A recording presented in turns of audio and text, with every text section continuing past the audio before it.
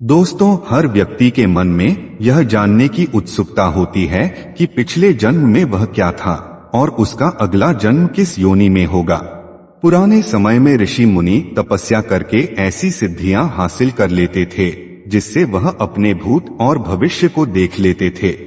दोस्तों, ऐसा कर पाना हमारे और आपके लिए संभव तो नहीं है, लेकिन हिंदू धर्म शास्त्रों में ऐसे संकेत मिलते हैं जिससे आप अपने अगले जन्म के बारे में जान सकते हैं।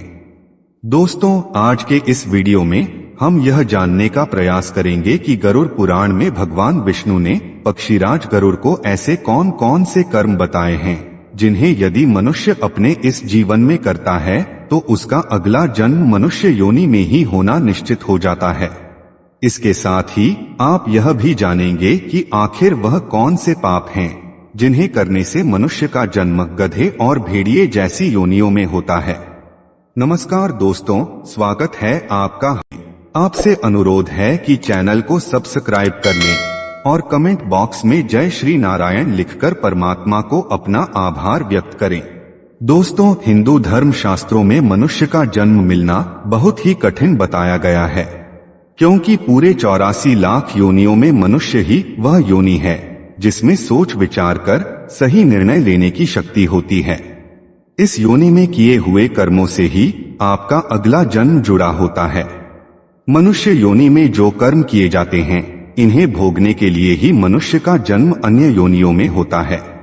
दोस्तों, गरुड़ पुराण की बात करें तो इसमें मनुष्य के हर कर्म का लेखा जोखा दिया गया है, जो न केवल उसके पाप और पुण्य का निर्धारण करते हैं, बल्कि मरने के बाद मिलने वाले कष्ट और अगले जन्म में मिलने वाली योनि के बारे में भी बताते हैं।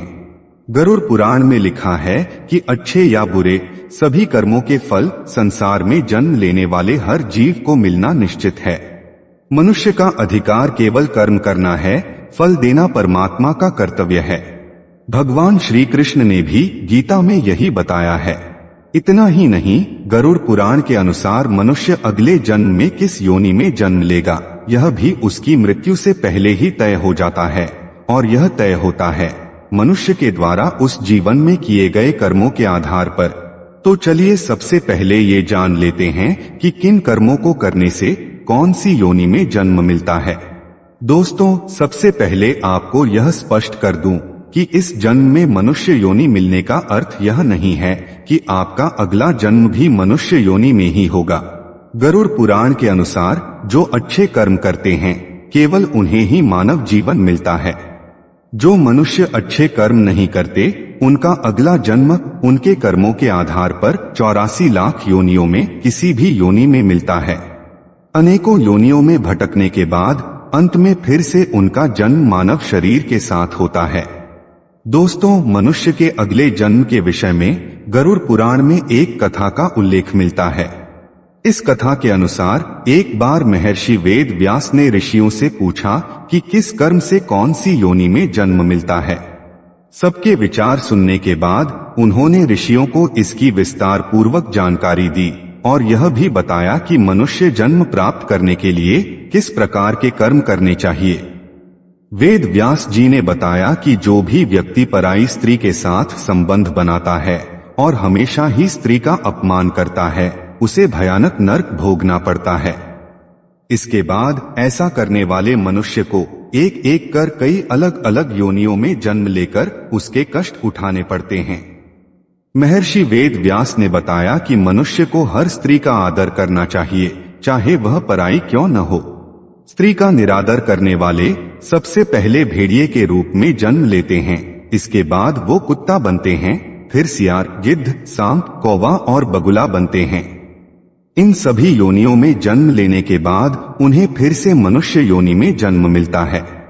महर्षि ने बताया कि बड़ा भाई हमेशा पिता तुल्य होता है, इसलिए वह सदैव ही आदरणीय है।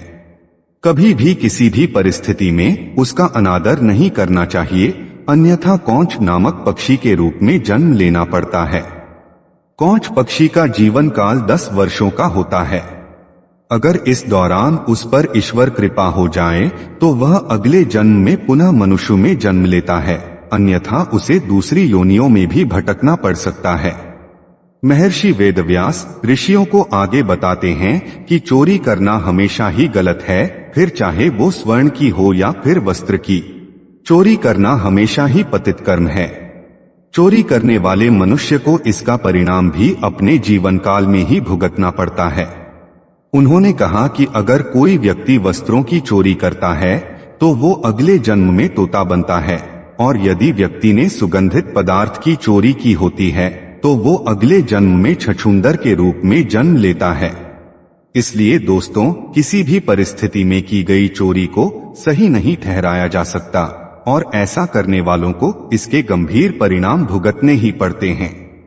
महर्षि आगे बताते हैं कि अगर कोई व्यक्ति किसी की हत्या या कोई दूसरा जघन्य अपराध करता है तो उसका अगला जन्म गधे की योनि में होता है। इस बीच एक ऋषि महर्षि से सवाल करते हैं कि मनुष्य योनि में जन्म लेने के लिए कौन से कर्म करने पड़ते हैं।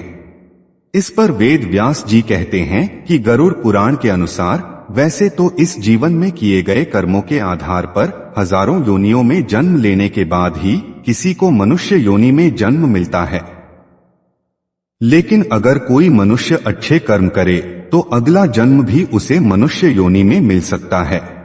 जो व्यक्ति समाज के हित के लिए कार्यशील रहता है, सदैव दूसरों की मदद करता है, पशु पक्षियों और अन्य जीवों पर दया करता है, जरूरतमंदों की सहायता करता है और बिना किसी स्वार्थ के संचित धन का उपयोग धार्मिक कार्यों के लिए करता है, ऐसे व्यक्ति का अगला जन्म भी मनुष्य योनि में होना तय है।